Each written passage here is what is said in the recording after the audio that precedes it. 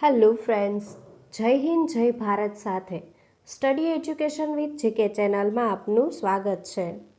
આજનો video MS એક્સેલમાં comment કેવી રીતે ઇન્સર્ટ કરવી, એડિટ કરવી, ડિલીટ કરવી અને બધી જ કમેન્ટને કેવી રીતે જોવી તેના પર બનાવવામાં આવ્યો છે. તો વધારે ટાઈમ વેસ્ટ ન કરતા આ વિડીયો જોઈએ. પહેલું, કમેન્ટને કેવી રીતે ઇન્સર્ટ કરવી.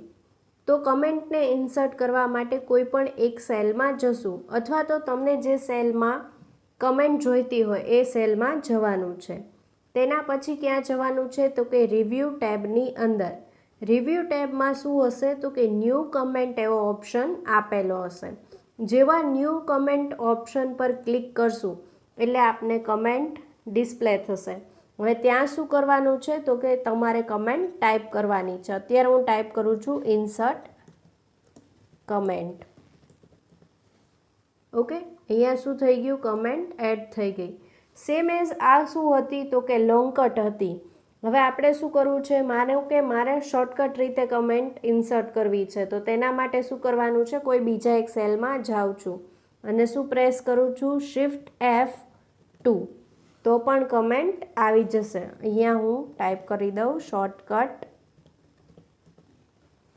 ઓકે, હવે શું કરવું છે તો કે મેં જે કમેન્ટ ઓલરેડી યુઝ કરી છે એમાં શું કરવું છે, એડિટ કરવું છે. તો એડિટ કરવા માટે શું કરવાનું, સેમ જે સેલમાં કમેન્ટ આપી હોય ત્યાં જવાનું અને શું કરવાનું છે તો કે રિવ્યૂ ટેબની અંદર એડિટ કમેન્ટ ઓપ્શન હશે તેમાં જવાનું. તો પણ એડિટ થઈ જશે. અહીંયા પાછું એડિટ કરી દઉં, એડિટ કમેન્ટ. ઓકે, અને જો શોર્ટકટ યુઝ કરવી હોય તો પણ કરી શકીએ. શું કરવાનું છે, શિફ્ટ F2. તો પણ શું થઈ જશે, કમેન્ટ એડિટ થઈ જશે. હવે શું કરવું છે તો કે બધી જ કમેન્ટને જોવી છે. તો તેના માટે શું કરવાનું તો કે આખી એક્સેલ શીટમાં બધી જ કમેન્ટ શો કરવી હોય તો તેના માટે રિવ્યૂ ટેબની અંદર શો ઓલ કમેન્ટ્સ એવો ઓપ્શન હશે, તેના પર ક્લિક કરવાનું છે. એટલે જ્યાં જ્યાં આપણે કમેન્ટ યુઝ કરી હશે તે બધી જ શો થશે. હવે શું કરવું છે તો કે કમેન્ટને ડિલીટ કરવી છે. તો ડિલીટ કરવા માટે શું કરવાનું છે તો કે જે પણ સેલમાં કમેન્ટ યુઝ કરી છે તે સેલમાં જવાનું અને રિવ્યૂ ટેબની અંદર ડિલીટ ઓપ્શન આપેલો છે ત્યાંથી ડિલીટ કરી શકીએ. સેમ એઝ શોર્ટકટ ટ્રીક છે.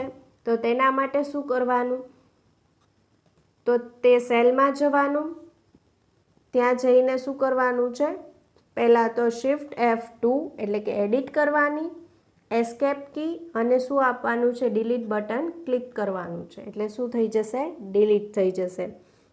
હેલો ફ્રેન્ડ્સ, જો તમને આ વિડીયો ગમ્યો હોય તો લાઈક, શેર અને કમેન્ટ જરૂરથી કરજો. અને હા ફ્રેન્ડ્સ, સબસ્ક્રાઈબ કરવાનું ભૂલતા નહીં. સાથે સાથે બાજુમાં આવેલા બેલ આઇકનને જરૂરથી પ્રેસ કરજો જેથી કરીને નવા આવનારા વિડીયોની નોટિફિકેશન મળતી રહે. Thank you.